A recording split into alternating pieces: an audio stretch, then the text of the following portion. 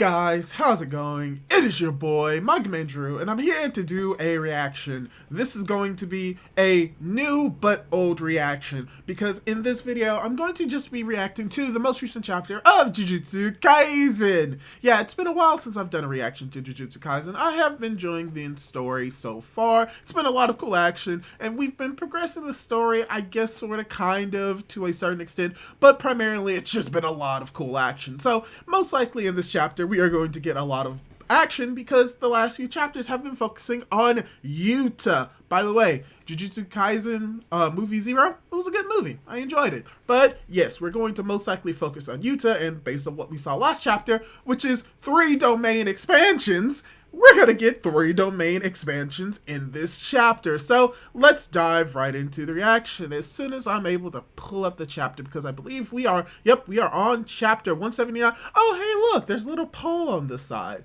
I'll deal with that at a later date. But now let's get right into the chapter as we start off with, I'm going to not remember these people's names, but we see 2 of the 3 sorcerers.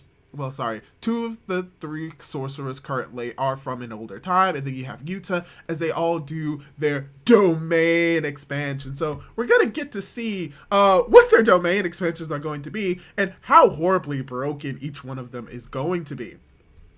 As we're getting a reveal of, like, in overlapping domains, can't miss attacks cancel each other out. Okay, that's a cool explanation forward. In order to avoid giving Okuyasu the initiative, Ishigori and Uro needed to keep Rika out of the barrier. Okay. So, okay, that's interesting. So you have, if I remember correctly, Uro. I forget which of these characters are which. So you have the female sorcerer that can control the skies, like, but it may try to intrude later, as you have the dude with the pompadours, like, gotta be short and sweet. So they begin to create this domain. So we get information about this, that when domain expansions begin to overlap, the can't miss attacks cancel each other out. So that's cool. As you have explanation of Ishigori had just knocked Rika over 20 meters away, so they didn't need to do anything special. Rika would never reach the barrier before construction. However, the last remnants of Rika Okaatsu's will inside Rika could not accept that. Rika's gears ratchet up a notch. Yuta! Okay, see, this is just making what Rika is even more confusing, because if it's supposed to be Rika, like the remnants of Rika, okay, that makes sense, but it's also Rika's will. So, see, this is getting even more confusing. But okay, let's go on, because you have her screaming Yuta at that moment. I like the taste. Oh, the cockroach isn't dead. Iron.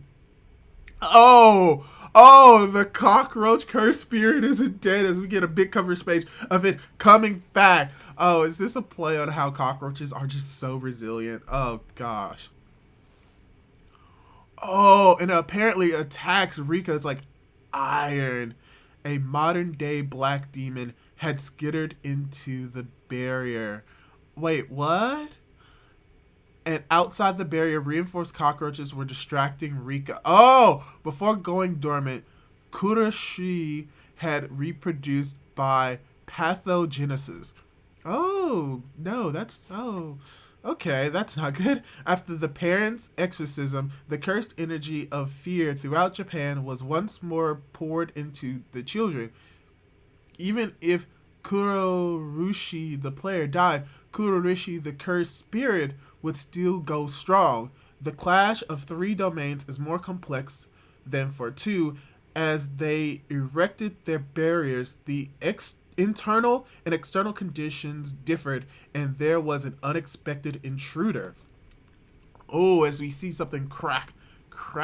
Also, the cockroach curse spirit is here. That makes sense. The fear of cockroaches is strong, especially in me, so I probably contributed to this. Whoa! Causing the barriers to break. Oh, that's a tease. Oh, that's really messed up. Oh, that's messed up. They're like hyping it up as like triple domain expansion. Boom. We get to see none of their domain expansions. Oh, dang. People are going to be irritated about this. As you have Kuroushi distracted Uro, whom she considered a particular nasty opponent. Oh, so we're just seeing all of them going out full blowing. We seeing Yuta attacking, I guess is, oh man, I just don't know their names, but Yuta is attacking the Sky Woman and slams her in the ground. As you have an Okaratsu didn't miss his opportunity, slams her into the ground. We see that they're all fighting. The cockroach curse spirit is going after the woman who can control the sky, and she's like controlling the sky with all her might. And it's like immediately after domain expansion, one's curse technique burns away, making it difficult to use. Ooh!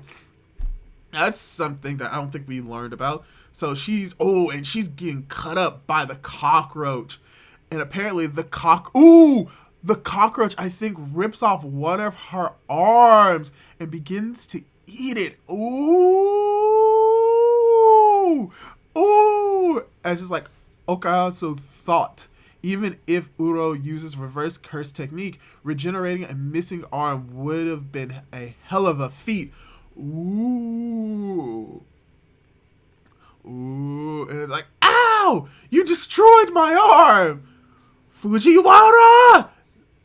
That's enough, Uro. Ooh, who's speaking right now? Ushigoro's curse technique is cursed energy discharge. I didn't invite you guys to this table. Ooh. Okay, so we got his curse technique, so that's what the canon is.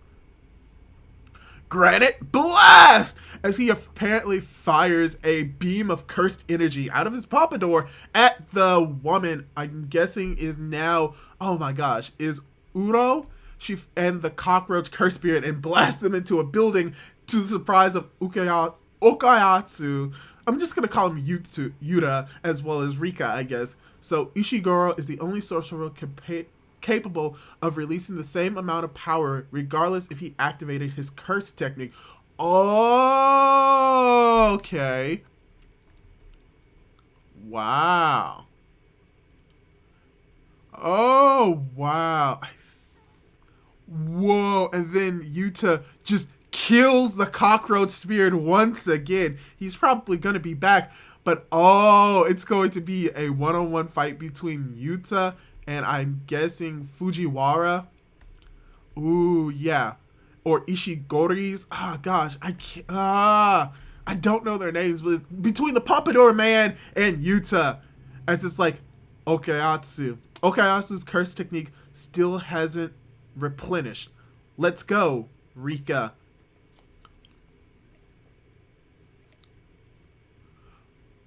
End of chapter. Okay, so this was interesting. And the fact that they said Okaratsu's curse technique hasn't replenished, that is implying that his curse technique isn't Rika? Because Rika is technically still there?